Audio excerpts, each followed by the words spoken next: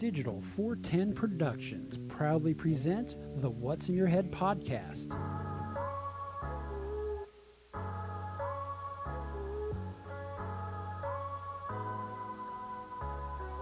Digitized live from the ACT Computer Studios in Cape Coral, Florida, it's the What's in Your Head podcast with your hosts Gordon and Don Abernathy. What's up, OG5? Welcome to a new episode on the new day. It's funny, last week we had a kerfuffle before we went on where Gordon's computer was updating. You gotta make me relive this, right? Well, as I turned to pull up YouTube to talk to the people on there, I get a pop-up. You know, it is past due time to reboot and update your Windows. Do you want to do it now? Do you want to snooze? Or do you want to pick a time? Which I've been doing, picking a time for like the last 3 months. I never turn off this computer because I store video files on it for when I'm editing video for the YouTube channel. I'm always doing podcast on it. It's just always on, burning kilowatts and running up my electric bill. But hey, that's what it's here for. How are you, fella? All I can say is Einhorn is Finkel and Finkel is Einhorn. Hey, this is 2021. You cannot say that. That is flying in the face of the LGBTQ elemental P community.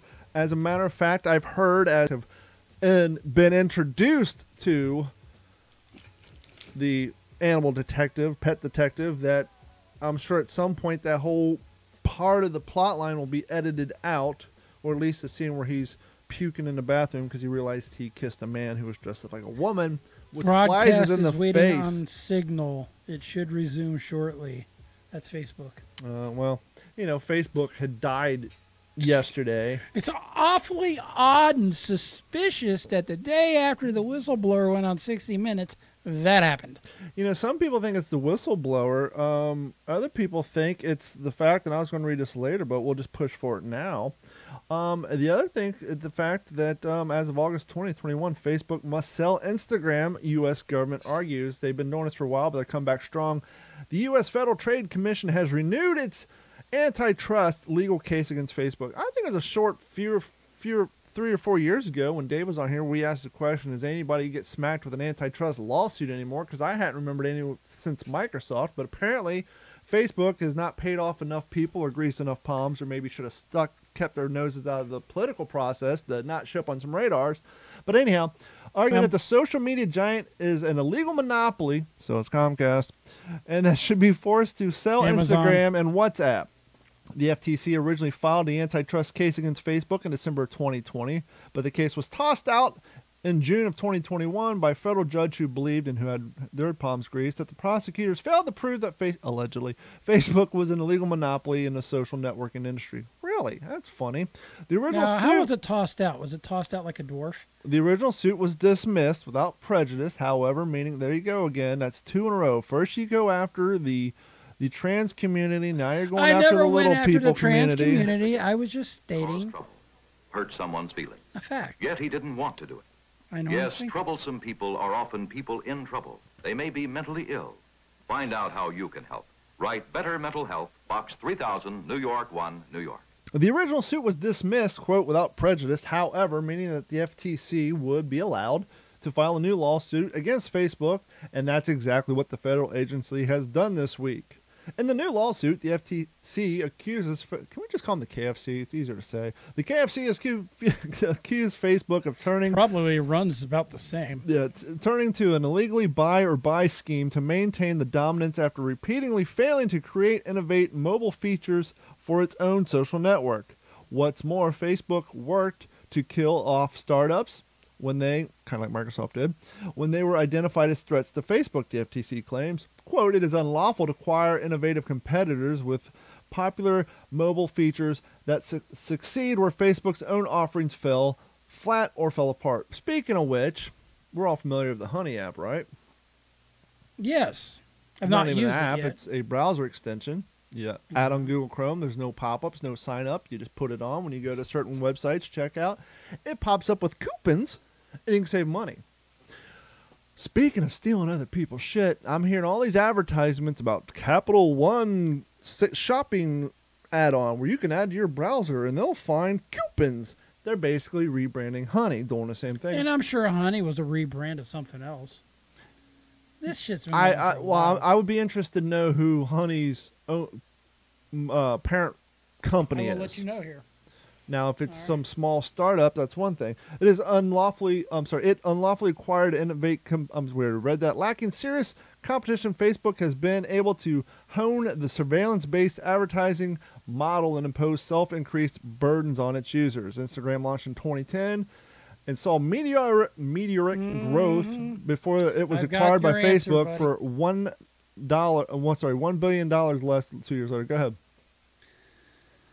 It is a subsidiary Mm-hmm. of an extremely small company started by a guy who has a rocket he flies to space Okay, called Honey, PayPal. So Honey was started by PayPal. Funny. Guess what advertisement's on this website right now? Capital PayPal?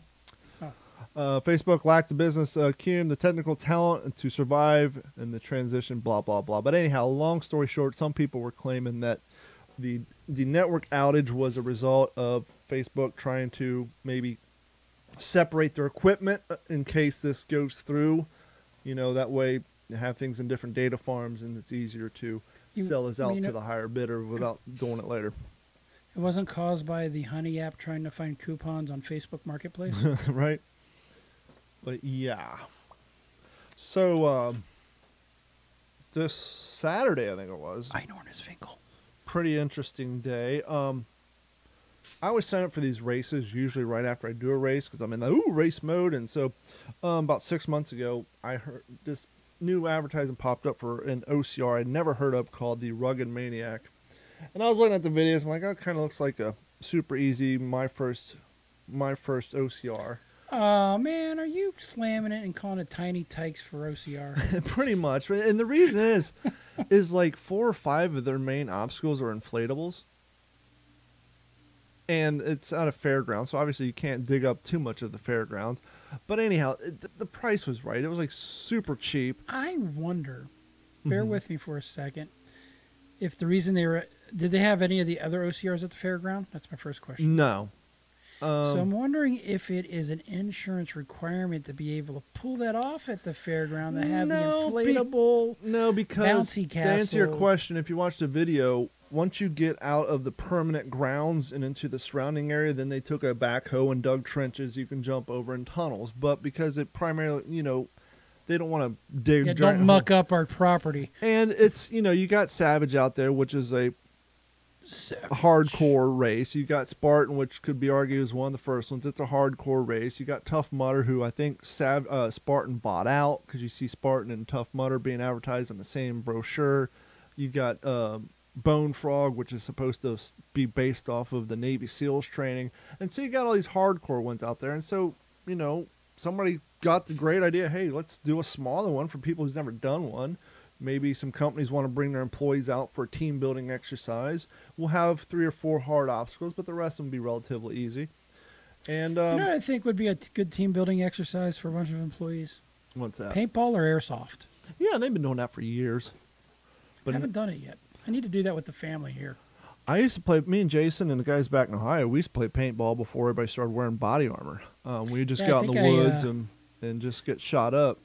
Joined you guys for one evening of that out near Harrisburg, wasn't it? Mm-hmm.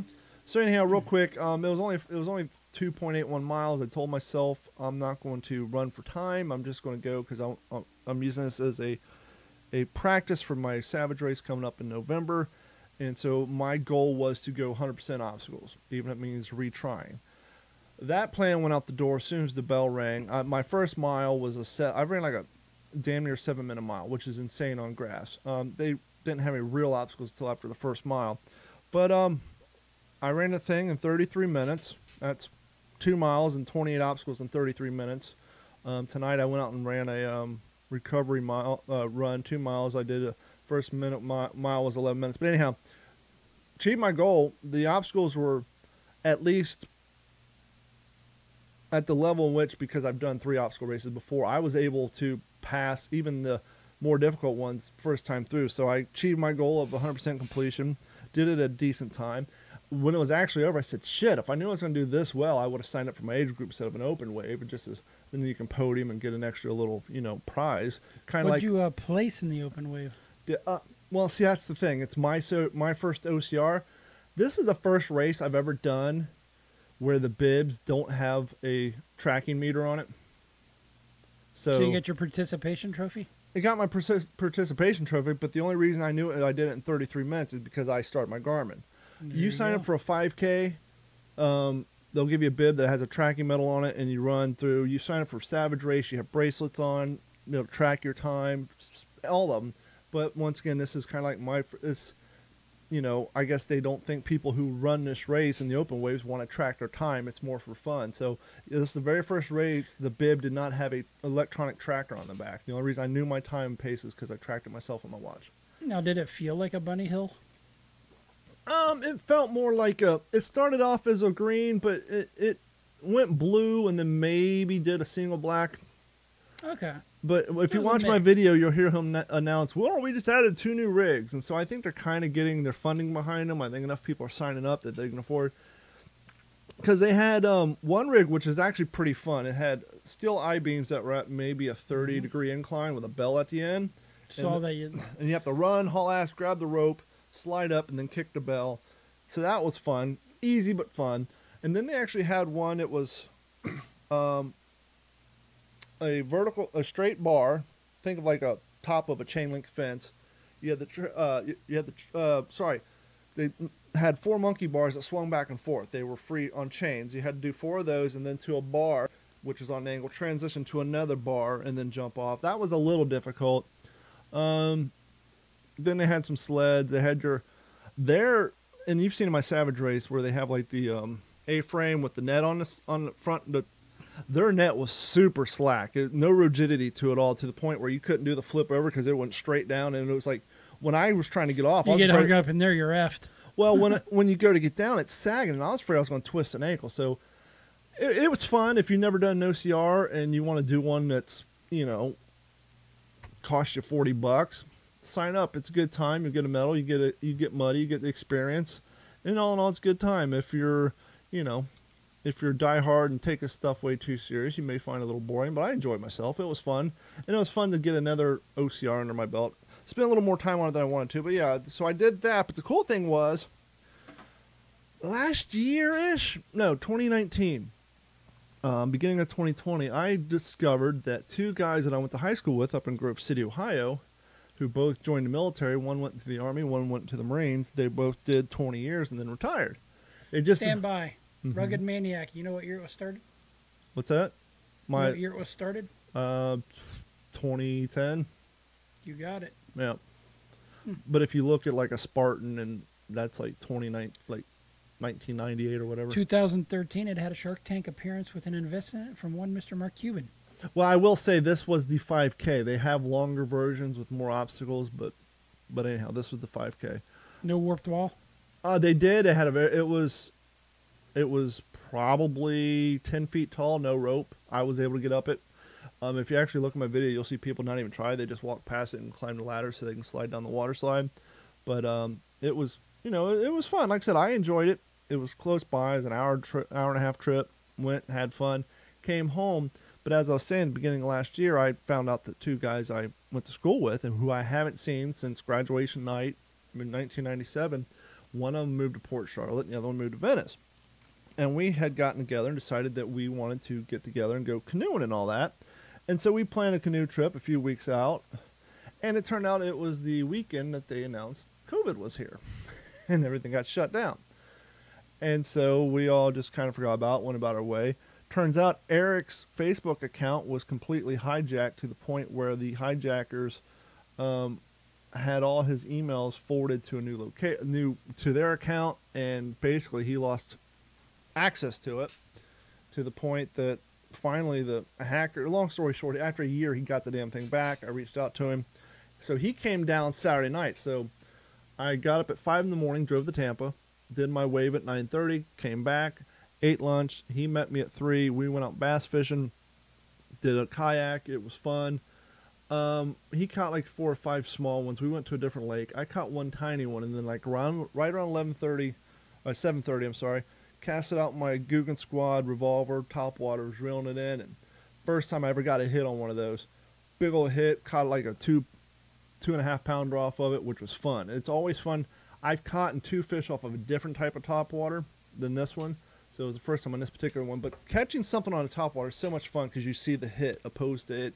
You know, I've had somewhere I've casted a worm in and they'll catch it as soon as it hits the water. But Adds a little extra. Yeah. yeah, it's just it's a lot more fun. But anyhow, so did all that, and then did the episode of the What's the Scuttlebutt on Sunday, and then yesterday you and I were talking between football and how busy Mondays always get and all that. We decided, you know what, for at least for the time being, let's just kind of move things to Tuesday. At least until after the Super Bowl. Yeah. So And when- that'll and be when the remainder Mondays- this year into the When Mondays Yeah, start to next year. settle down.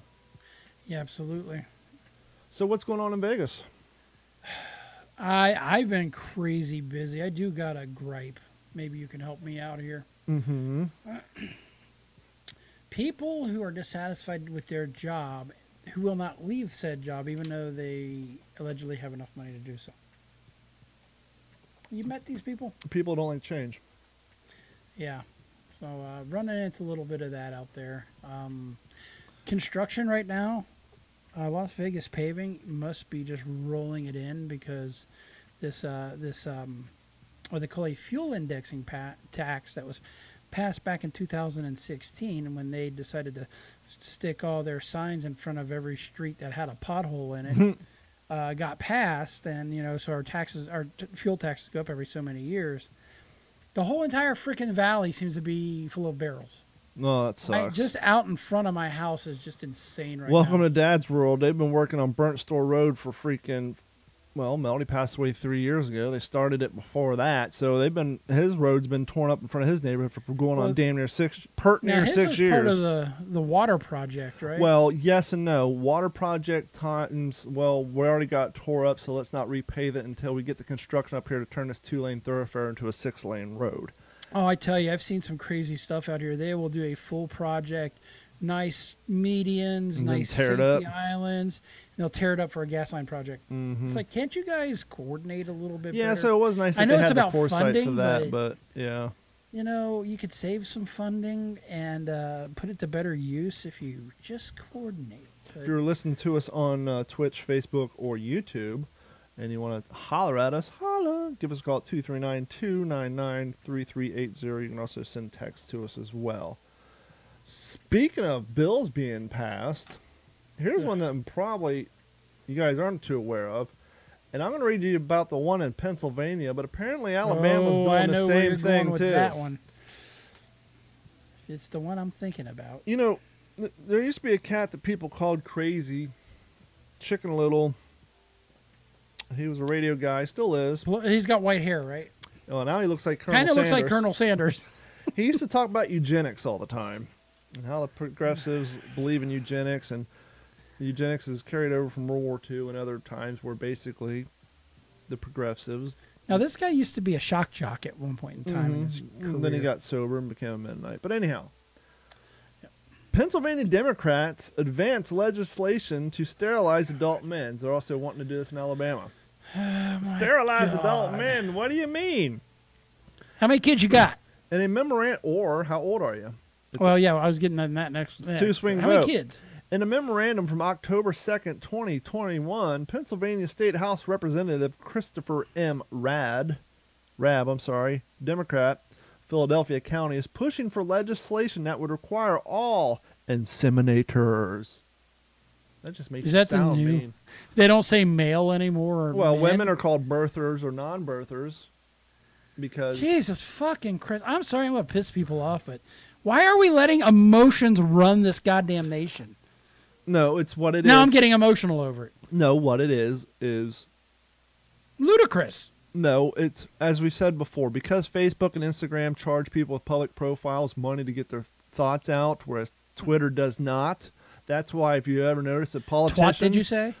if you ever notice when a politician is on the news or another reporter is on the news or a movie star is on the news, they always give the Twitter handle, never their Instagram handle unless they're an Instagram influencer, because Twitter doesn't charge them. And so these outsources and these people tried to get people to believe that Twitter's the place to get your ideas across, when it all has to do with not having to pay to get your ideas across.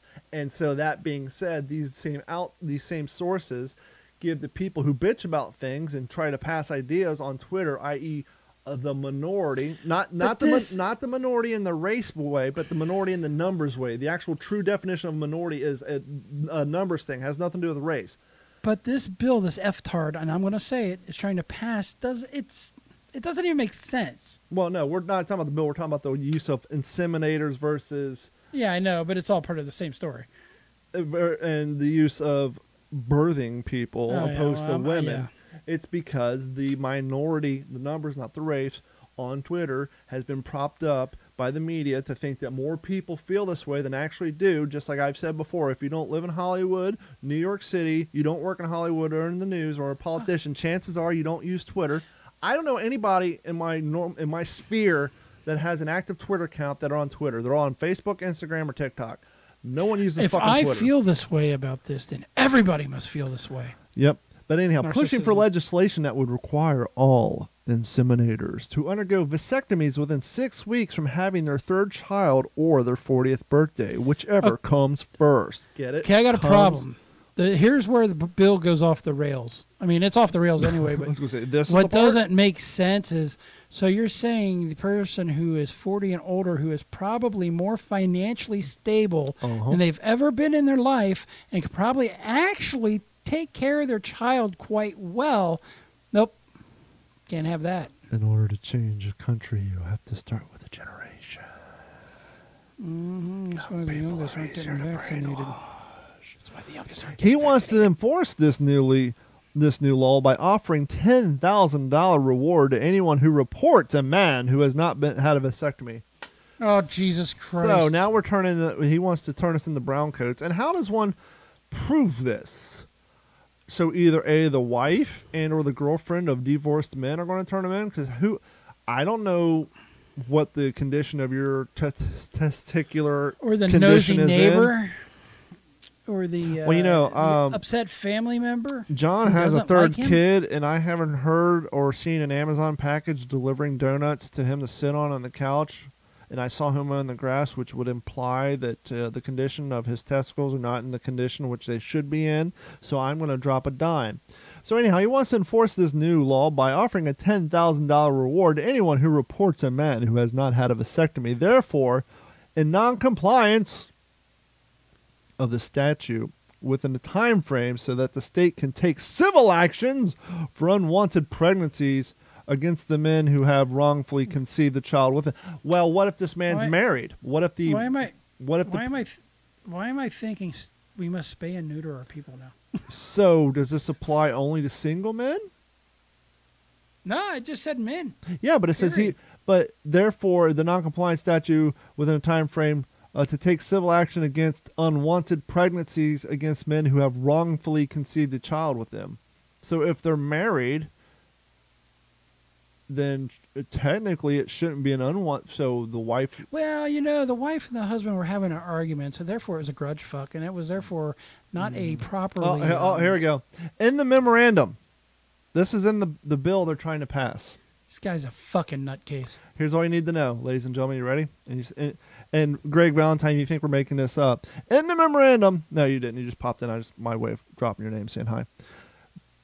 Here's the rights of cisgendered men have always been paramount in our society, with little focus on the responsibility as inseminators to change their behaviors for the good of their partners, family, and society at large. Obviously, this bill won't pass, but the fact that Democrats in Pennsylvania and Alabama are trying to force men to get vasectomies after their third kid or when they turn 40 is fucking insane. And the fact that they want to turn people into brown coats by paying them $10,000 for dropping the digit. Is it a dime or a digit? You just said digit. I guess you have to drop the digit to know what's going on, so you can drop the dime. Then you won't have the pregnancy, necessarily. Anyway, I'm thinking that this is going to be a civil rights issue of the highest order because yeah, but the there ACLU are tends segments to fall of our on the left. society where there's a lot of fathers out there who aren't married. A certain protected class, if you were. In order to improve public health outcomes Nothing. and release sweet juices into our household from bedrooms, we must wrap our love of individuals' liberty in the morale and what the fuck? This guy has drank way too much of his own. Rowe Kool-Aid. continued, as a fourth-born child myself. Here we go. It's all about him. I would have never existed under this law. Oh no, that's the guy who's. This is the guy who's against it. This is Republican David Rowe posted on Facebook about the Democratic law. But this is insane. So not only are they trying this in fucking Pennsylvania, which it obviously, well, it may pass in Pennsylvania. I can't imagine it'll pass Alabama in Alabama. makes sense though. Oops. Well, yeah, when you're Right, trying to just cut kidding. down on inbreeding, but you know. Yeah. Well, no, they would say Kentucky, our home state, but Yeah. So that's that. We kind of what making was me it? angry. You're making Well, me angry today. I was trying to do my show prep, and I was trying to come up with my list of social media stories that you don't care about, but my child came in and decided to argue with me about an issue we had last night that continued on to 5 o'clock this morning, but that's another story for another time. So that part of the show is not getting done tonight. Sorry for that. Oh, I do have a good clip. So we all know Rand Paul is a medical doctor. Yes, I've heard. And this we clip know too. that the HHS and other people have been trying to convince people to get vaccinated, which is fine if we follow in the science, but the science is kind of leaning the other way. And what I really don't get about the vaxxers hating the anti-vaxxers, which I don't have a dog in either fight. Well, I'm not vaccinated, Well, but and I here's did the have deal. COVID, so now I Here's have the natural deal. immunity. I did take the vaccine. I am going to take the second dose, but this whole mandate thing, I have a problem against. Well, not only the mandate, but just the whole attitude and behavior of the people who not the people like my you, science, not the like people my like truth. you who are getting the vaccine and saying, okay, cool, I'm going about my life. But the people who get Well, it, and it's then, an okay, cool. I'm going about my life. But God, I hope nothing happens to me in the future. And if but it does, who do I go regardless, after? my point being is you're not standing on the curb screaming at people who aren't getting it. No, live and let live. Absolutely not. I don't get the do people- You do you, I do me. I don't Let's get the go people on. who are screaming because, like, first off, you got the vaccine, you're safe, No, safe-ish. But not really, but whatever. It's not working out well. well, according to them and the science, it works. Their science. But I don't. When I was single and in my 20s and dating girls, I didn't see girls who had birth control getting rip shit pissed about their friends who don't. Or actually, that doesn't even work. I didn't see women who are on birth control whose boyfriends were wearing condoms getting pissed that they weren't also getting vasectomies at the same time.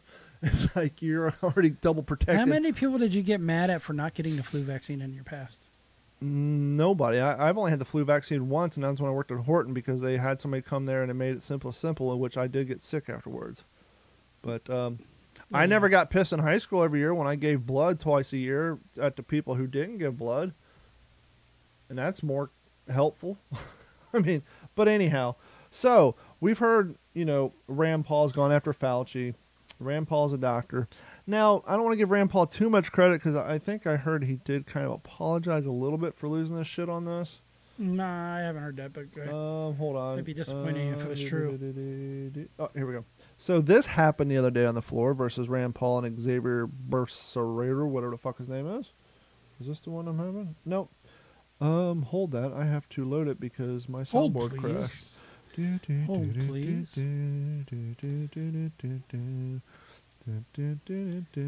Yeah, this is a good one. I actually like hearing these guys go after them because it seems like it's logic versus illogical. My Well, not only question that, is, but it's fun to hear somebody finally go against the narrative of everybody else in politics and actually ask the way- questions. the way they're acting, I'm like, so what is it about this you're not telling the rest of the society? Well, a little backstory on this: the head of Health and Human Services, Xavier Becerra, whatever the fuck his name is, he's Just call them brucellosis. he's been doing news conferences, flying around the world, going to health panels, and basically calling non-vaccinated people flat earthers. So that he's in the same party that probably wants heavy environmental laws, but yet he's flying a jet all over the world, which puts more CO2 into the atmosphere to call for more people to get vaccinated. And right? basically saying those who refuse to get vaccinated are insane. They're no different than flat earthers. And Rand Paul took exception to this.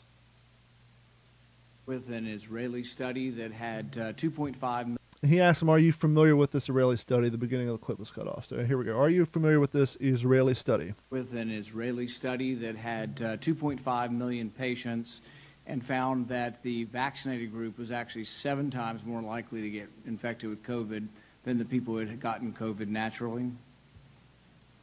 Senator, I'd have to get back to you on that one. I'm not familiar with that study. Well, you think you might want to be if you're going to travel the country insulting the millions of Americans, including NBA star Jonathan Isaac, who have had COVID, recovered, look at a study with 2.5 million people and say, well, you know what? It looks like my immunity is as good as a vaccine or not. And in a free country, maybe I ought to be able to make that decision. Instead, you've chosen to travel the country calling people like Jonathan Isaac and others, myself included, flat earthers. We find that very insulting, goes against the science. Are you a doctor or a medical doctor? I've worked over 30 years on health So policy. you're not a medical doctor. Do you have a science degree? And yet you travel the country calling people flat earthers who have had COVID, looked at studies of millions of people, and made their own personal decision that their immunity they naturally acquired is sufficient. But you presume somehow to tell over 100 million Americans who have survived COVID that we have no right to determine our own medical care. You alone are on high, and you've made these decisions, a lawyer with no scientific background, no medical degree. This is an arrogance coupled with an authoritarianism that is unseemly and un-American. You, sir, are the one ignoring the science. The vast preponderance of scientific studies, dozens and dozens, show robust, long-lasting immunity after COVID infection. Even the CDC does not recommend measles vaccine if you have measles immunity. The same was true for smallpox. But you ignore history and science to shame the flat earthers, as you call them. You should be ashamed of yourself and apologize to the American people for being dishonest about naturally acquired immunity. He's an asshole, sir. Within his Asshole. Major asshole. I know that. Yeah, he didn't have much to say after that. But I want to change the subject, lighten the mood. I just wanted everybody to hear that because you don't hear it anywhere. When's the last time? It's amazing. The inconvenient truth does not get broadcast on the mainstream media. Well, unless it was the documentary called "The Inconvenient Truth" by Al Gore about global warming, but that's Wouldn't we be underwater by now? Wouldn't you be swimming in the ocean? Yeah. When's the last time you seen somebody I'm not walk? dying. You ever see somebody walking their dog with a household item which is clearly being held as a potential weapon in self-defense if something were to go awry while walking said dog? I've not seen that, but there's an older gentleman that walks around here with a nightstick. That would be a guy who's walking around with a household item to be used as a weapon of self-defense. Well, it's not a nightstick's a billy club. It's a cop fucking. Well, he's probably a retired cop, but I've seen the guy walking his dog with the fucking 9-iron. I've seen the guy walking the dog at 5 p.m. with the 2.5-foot long fucking mag light. You just clearly see, they're a weapon because they feel that. And I'm not judging because I'm the guy walking around with a gun in my waistband. But this lady was not even hiding it the other night. Carrie and I, last night, were on the seawall fishing because it was too late to get the kayak out. And so when we're seawall fishing, there is the walking trail that I run on when I get on my long runs. I'll get down to that area. Haven't recently because I've been slacking. Well, that and COVID. She's walking her dog, Gordon, with a fucking homemade mace. Not a can of mace. She had like an 1.25 inch round piece of dowel rod about 4 feet long with about anywhere between 8 to 10 screws sticking through it.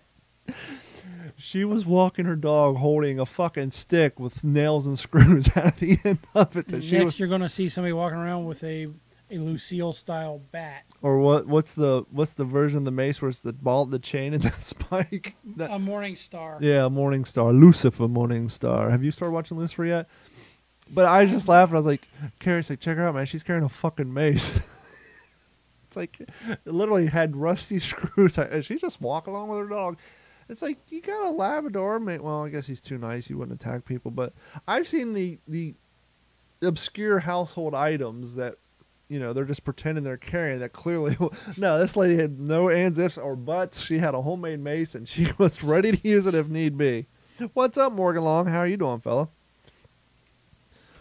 But yeah, a freaking mace. What's interesting is the spiked ball or the Morning Star on a chain. It's also called a chain mace. Yeah, chain or mace. Or a flail. I guess is where the term flailing around comes about. There you go. You learned something. Flailing around.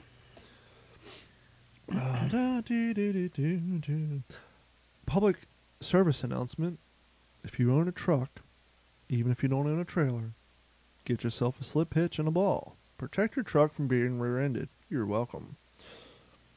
I like the ones that I've seen in there that's like a spike sticking off the back. Did I tell you about there's a cat, I think I know I told you about this on the phone, but I think I brought it up on the podcast. I've seen it twice. The guy's driving like an early to mid 2000s Chrysler Caravan. Not the Caravan, but the replacement version because they don't have the wood paneling on it. The Town and Country? Town and Country, maroon, but it's got that's how I know. It's got the base model gray bumpers, kind of like my Tacoma had that tends to fade with time. Yep. And on their slip hitch, they have the platform for their Rascal scooter, which so happens to be roughly the same color as their faded bumper. So when you're sitting in a car behind them, you can barely see this platform.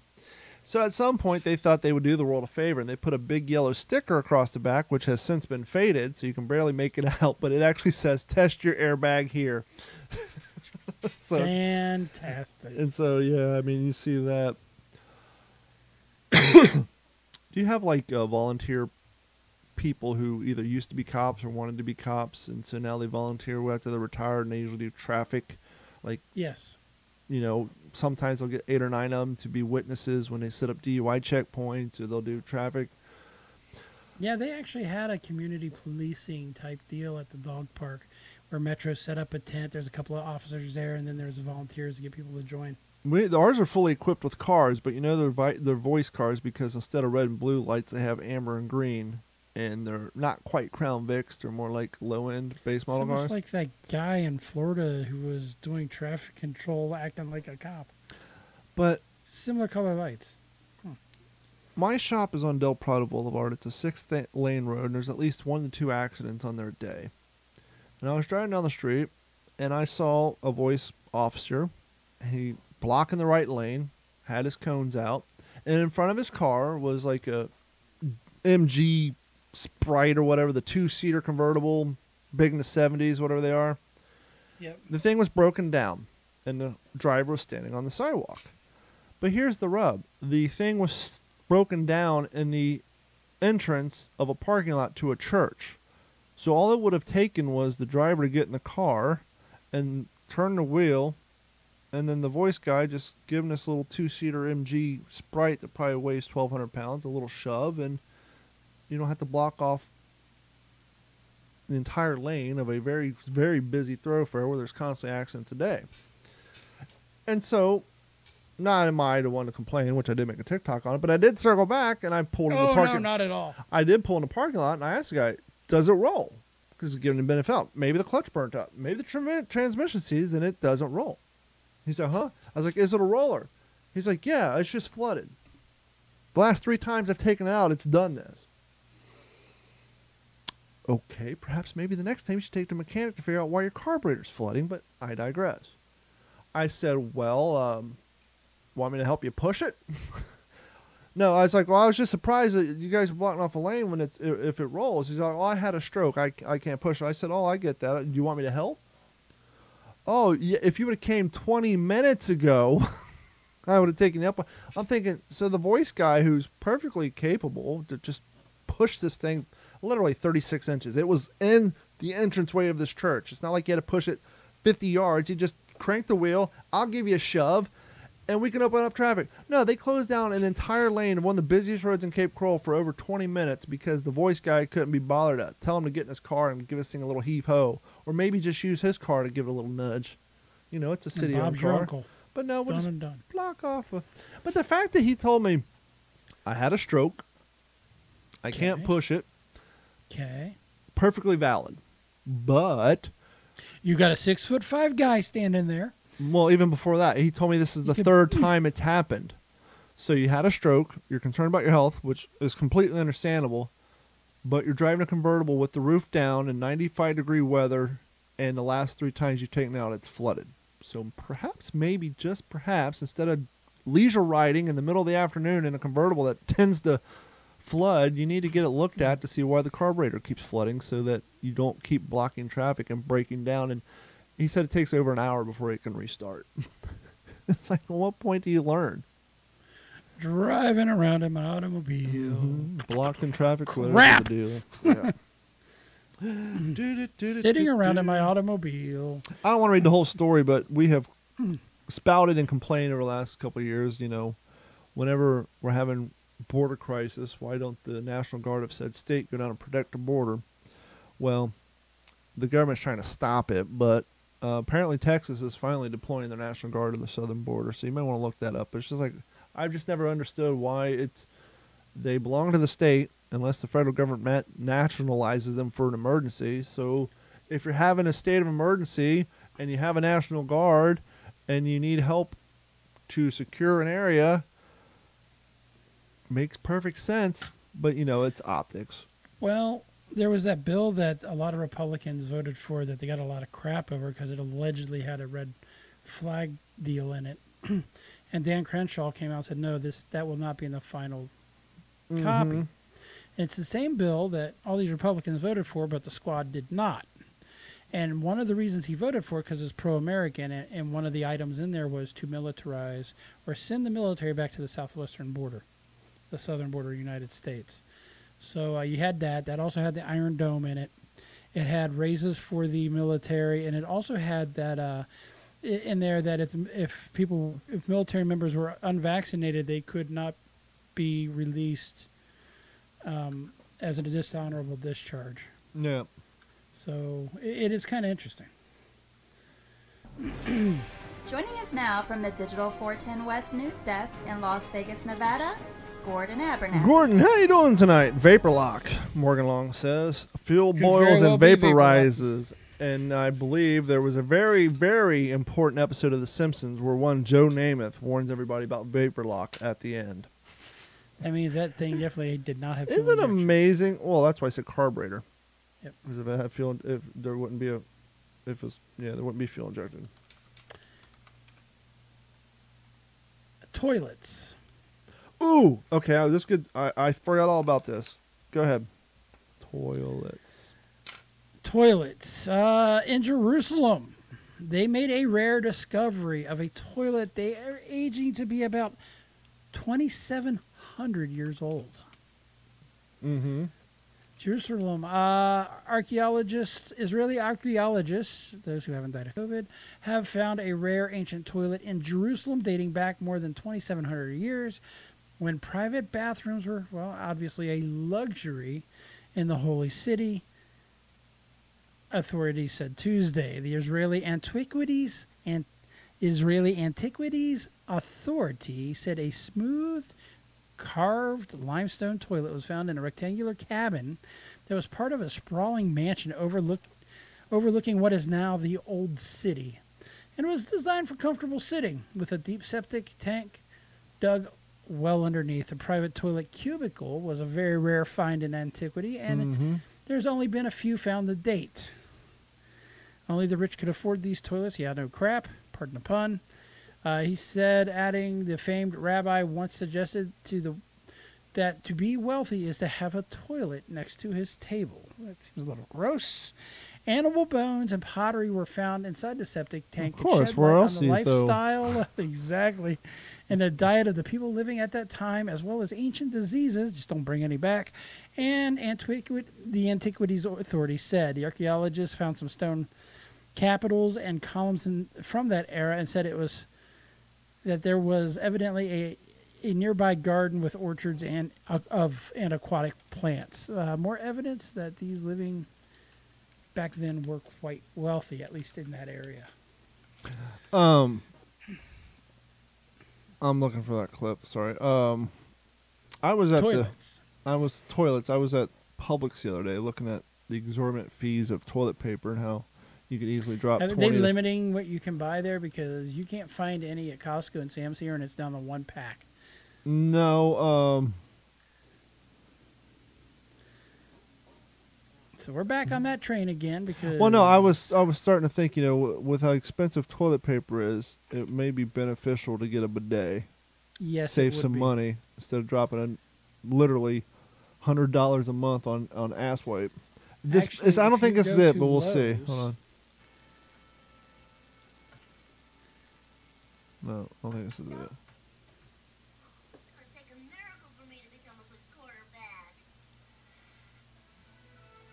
Dead air. Excuse me, son. You don't hear it? Joe Namath. That's right. My car broke down in front of your house. I cannot believe you are here. Do you think maybe you could give me some pointers? Sure. Oh, this is the pointers. It's at the very end where he talks about vapor lock. I was looking for the Joe Namath vapor lock, but anyhow, go ahead. Anyway, if you go to Lowe's, they have a nice one with it all built into the toilet seat for about $100. Yeah, see, that's what I was thinking. I'm not installing a physical motel grade bidet, but to actually Nope. put a bidet toilet seat on there. Not that we need to talk about hot ass talk, but I mean seriously, if you get a 4-pack, it's like $12. But if you get like the Chubb family pack, it's like $19. It's like you're spending $20 on something you're going to wipe your ass with. And you're still going to use a little toilet paper just to dry up. Sure, but But if it gets majority of the job done, and my water comes Actually, straight it's out of the ground. probably as close to shower fresh as you can get. You like to fish? Sure do. Well, there's been a little bit of kerfuffle in Connecticut. Out of Coventry, Connecticut. There is a allegedly a record catfish that cannot be verified because he walks away. Because there you go, you can hear me. That's awesome. So the reason it cannot be verified is because it was eaten before verified. Nope. Uncertain about species of a massive catfish that is eaten before it can be vetted by authorities in August has led Connecticut to withdraw its awarding of a new state record.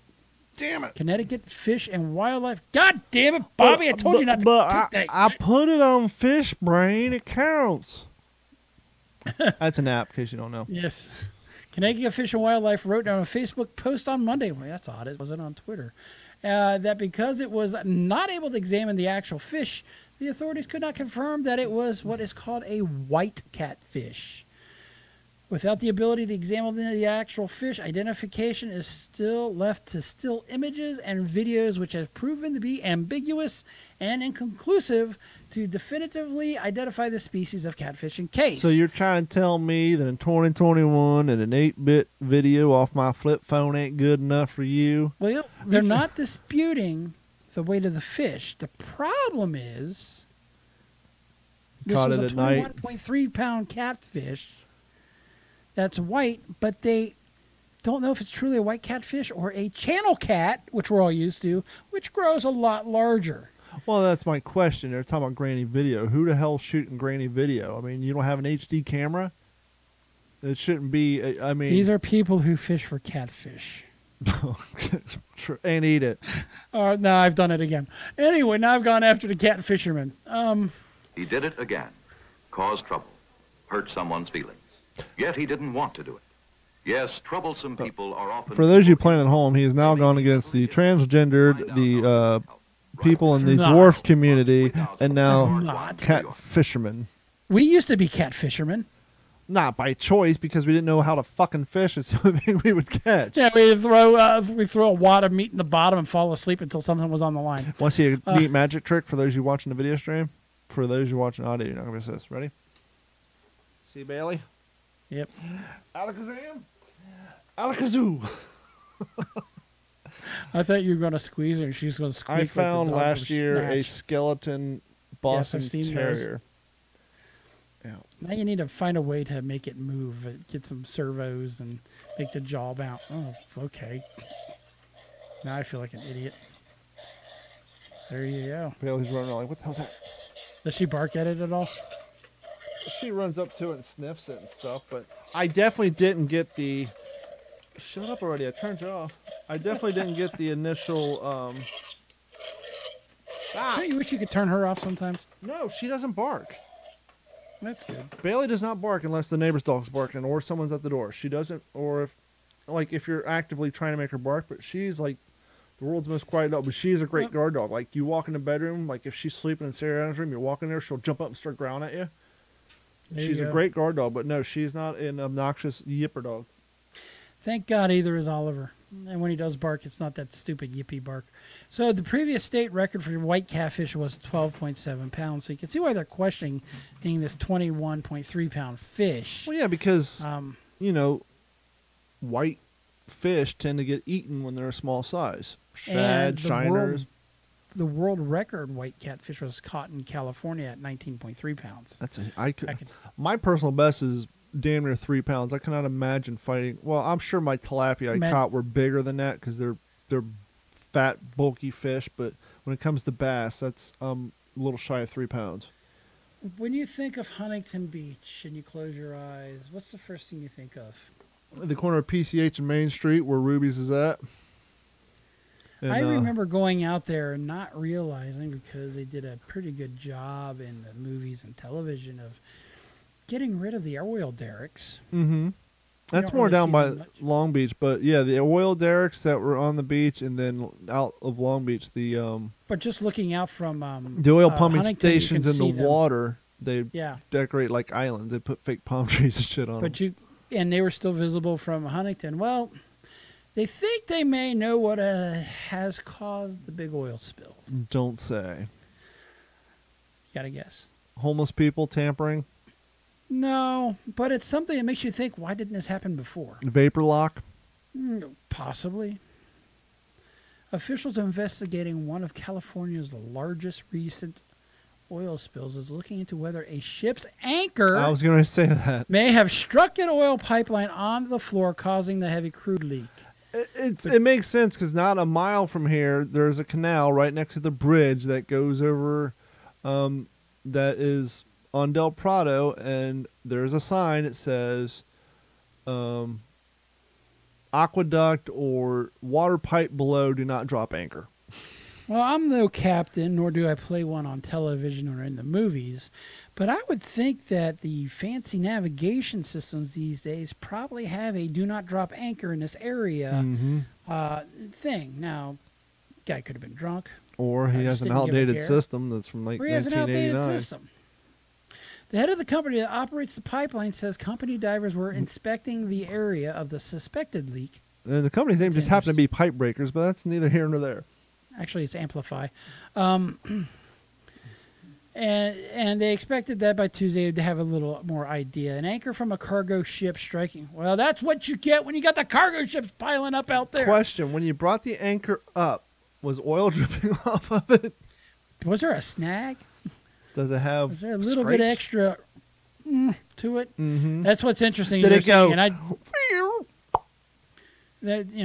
Maybe it's because we're getting all these boats piling up out there. Yeah, no anchor place from to a park. cargo ship striking pipeline is a distinct possibilities behind the leak. Amplify Energy CEO Martin Wilshire told the news conference. He said divers have examined more than 8,000 feet of pipeline. That's a lot of divers or a lot of time under the water.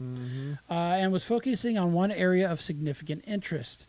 What's interesting is they seem to be having a hard time locating this hole. Well, it's murky down there. Yeah, especially with all the oil. Cargo ships entering the twin ports of Los Angeles and Long Beach routinely pass through the area, according to Coast Guard officials. This just in from the stock exchange. The stock for Dow has gone through the roof. I'm sorry, Dawn. Yeah. And now, because I didn't read this whole story before, this goes back to what I was saying earlier. Backlogs have plagued the ports in recent months, and several dozen or more of the giant vessels have regularly anchored as they wait to enter the ports to unload. What is the excuse? Is it the dock workers not wanting to put in extra time like the New Zealand dock workers of World War II? Or they just don't have enough inspectors to thoroughly inspect all this? I mean, we were hearing that there was dock workers union. I think they're wanting more money. I was going to say, we heard there was a supply chain problem, so then you would figure there wouldn't be enough boats, and now we got a bottleneck of them to the point now where it's creating environmental hazards. Well, one of in the industry I'm in, one of our manufacturers sent out a report on the backlogs. And if I read this correct, they are now keeping the boats at port in Southeast Asia, and one of the countries has over 240 boats sitting there waiting to come. So Would it's not it just be the 72 here? We've also got, so there's going to be a whiplash effect, right? A I know, bullwhip but effect. the You other got all those. the other question I have is, maybe it's a logistic thing, maybe it's the same dock workers union, maybe the cost of fuel, but if you're paying your ship workers salary and they're sitting out there, why not send some of these ships to New York, to the East Coast, so some of those I docks, hear a lot. Some of them are down to Miami, actually Texas. going. Here's a thought. Why don't all these smart people, like who are building rocket ships that look like giant dicks, why don't they get on to Mexico, who have plenty of coastline and a bad economy, buy up some coastline, maybe some old rundown ports, build a new port system. You don't have the unions. Bob's your uncle. Mexican government makes some tax revenue. You open up some new ports, and problem solved. Yeah, it's Mexico I has the don't- same coastline, and it's just a few hours south.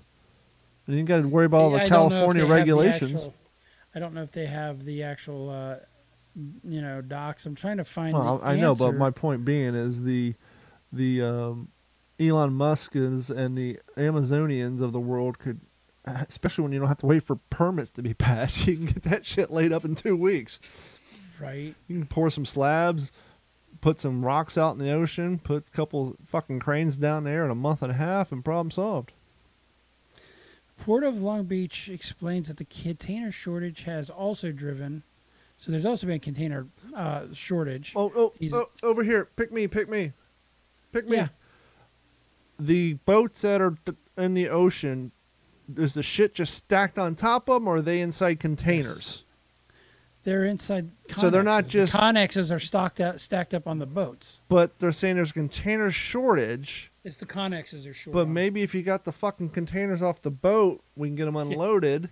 Right, but there's a little more to that. It sounds like there's also And maybe some if worker fucking issues. hippies would stop buying Connex boxes and building little houses out of them. But anyhow, they make it sound like this shit's just, oh yeah, there's a You blame it on Lunker's new range. there's a mountain of fucking stuffed animals on that one because we don't have boxes. No, they have shipping containers, so you can't blame it on the shortage of shipping containers because they're all out there in the ocean waiting to come back. Yeah, so it sounds like it's going to be a rough Christmas for some kids out there this year. Mhm. We actually went and bought our new Christmas tree early because they said that there may be a. Doesn't that Christmas defeat the tree. purpose of buying a fake tree if you got to buy a new one every year? I haven't bought one in 12 years. No, so that's about time for your lights to burn out. It was actually not even the lights as much of it was just kind of like hinky when you put it together. It's too, Last year, we finally bought a fake one after all this time because the prices of the original ones were just getting too crazy. Mm-hmm. So we finally bought a fake. No, last year was the second year we had the fake one. Yeah. Anyhow, I digress. Anywho, so that's part of the problem. That's one of the reasons Costco is now limiting purchase of toilet paper and cleaning supplies, and it has even forced Nike to lower its sales expectation because toilet paper and tennis shoes are hanging out in the ocean. Too bad. As I circle back to Too the bad toilet- we don't have any manufacturing plants here. Get to some make it. bidets, although the bidets are probably floating out there too. No pun intended. You got that news story I sent you yesterday? Yes, I do. Let me go ahead and get into that. Hold on, let's make it fancy. Where is it? Fancy. I gotta actually pull it up here on we my go. phone. And now, breaking news. On the home Well, front. or not so breaking news. And now, breaking Not so. news. Florida man gets more than 22 years for trying to mail meth to his Fort Myers home. Wow. Talk about poor decision making at its finest. Okay, it doesn't look like somebody we know. That's good. Fort Myers, Florida. A Fort Myers man was sentenced to 22 years and 6 months in federal prison Monday. He's going to the country club. After he was accused of having illegal drugs mailed to his home.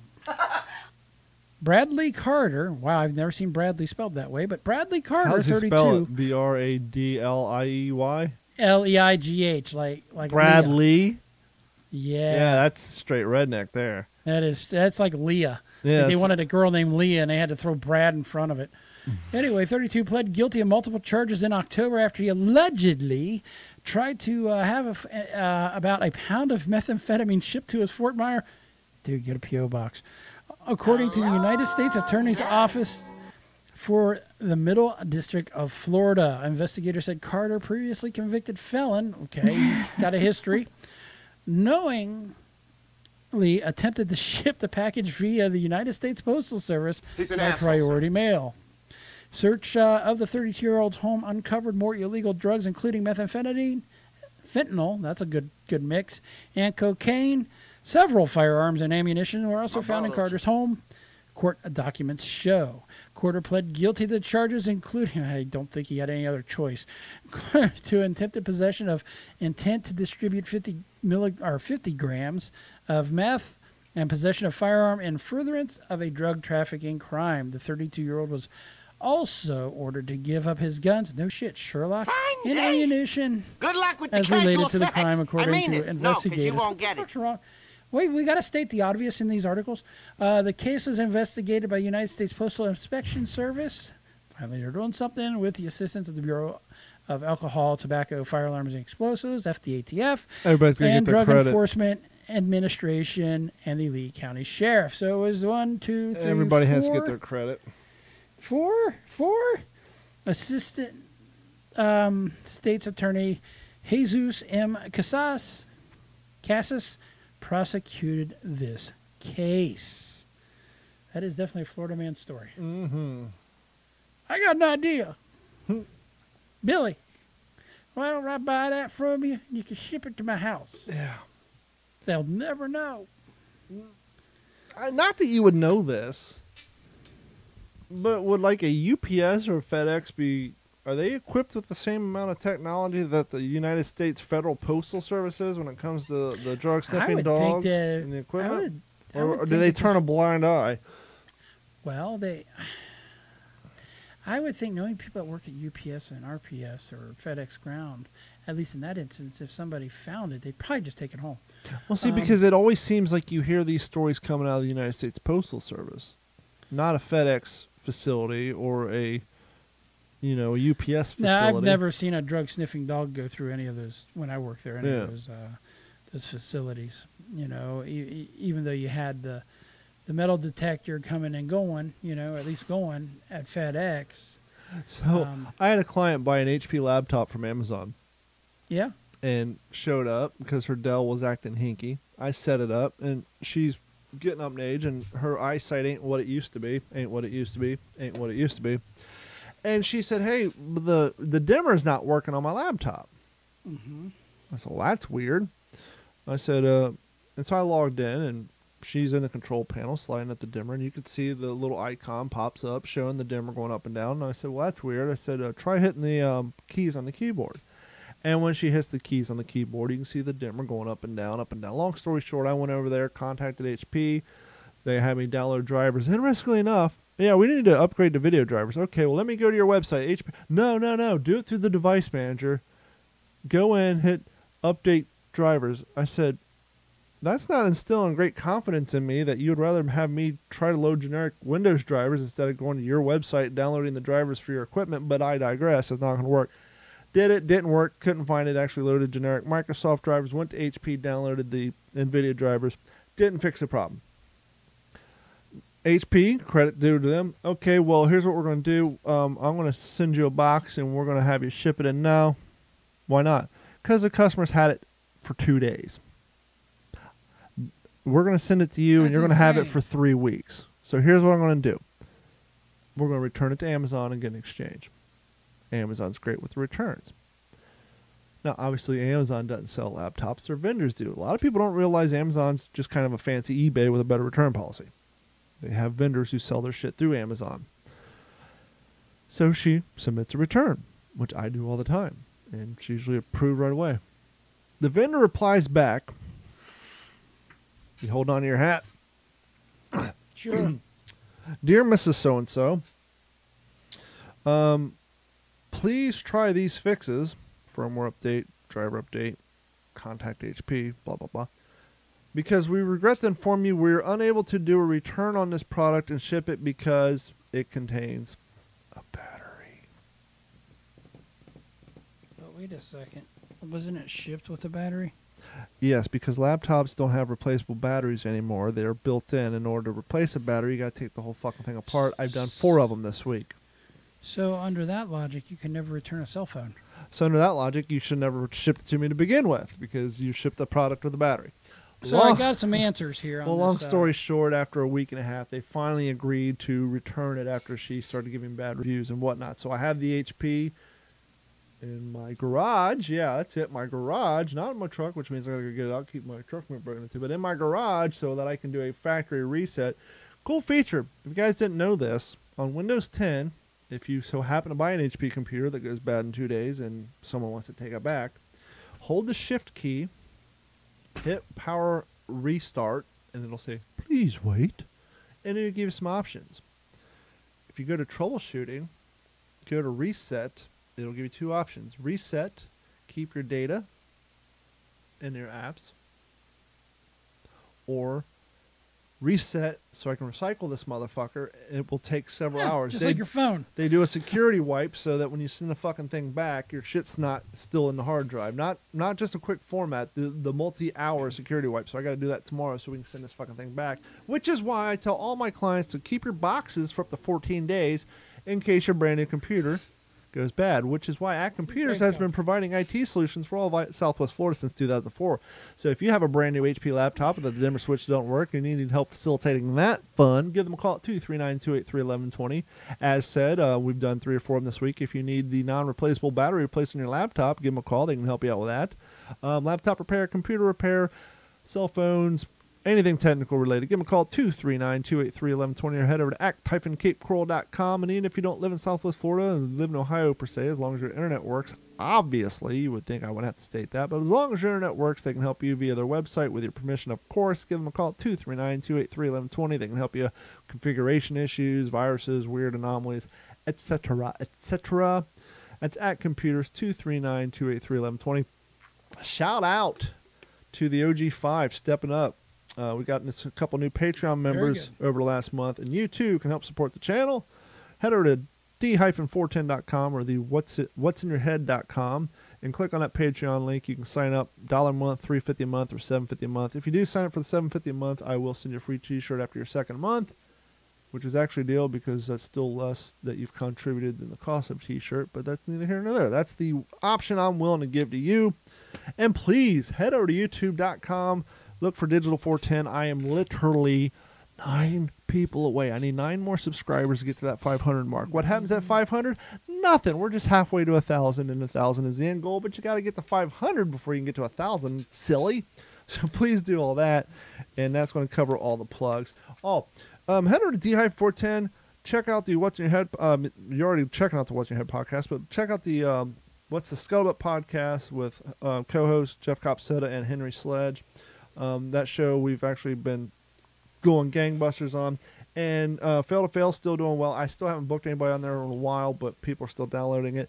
But if you're into fishing, check out the new podcast to the network that I have nothing to do with, the exception of episode 3, where I'm simply a guest. I'm not the host. I'm not a producer. I'm not on any episode except for episode 3. It is the Tackle Your Personal Best podcast. It's run by Mike and Ron, who run Personal Best Baits, or PB Baits, if you will. If you're new to fishing, old to fishing, check them out.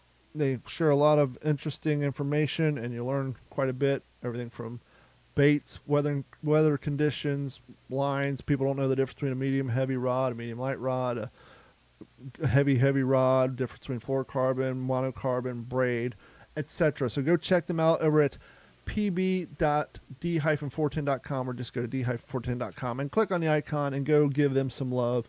It's a great show. They're, I think, getting ready to do episode 4, and welcome them to the network. Got anything you want to get out there, Gordon? Yeah, I'm going to follow up on the whole shipping issues. This is the New York Post, September the 30th. Shipping workers warn of a collapse due to pandemic trade restrictions. So this will answer some of our questions. Several unions representing the workers from around the world. There's 4 of them. I'm not going to name them off. warn of a global transport system due to labor shortages and pandemic-related restrictions on trade. Already unprecedented delays are set. And what they're talking about in this open letter is some people are stuck out to sea because they can't move around for over 18 months. So by the time they get back, they're done.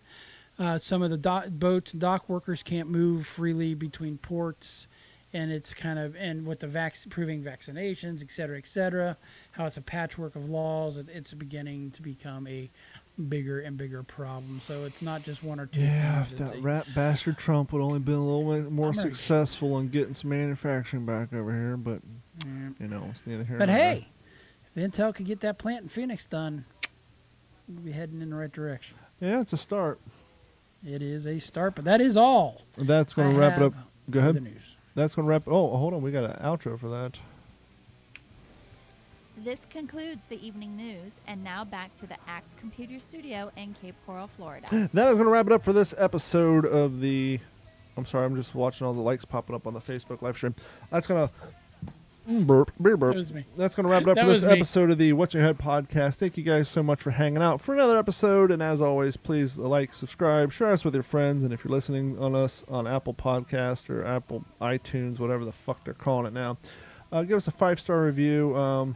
Because, well, the more reviews we get, the more likely they are to suggest us to other people.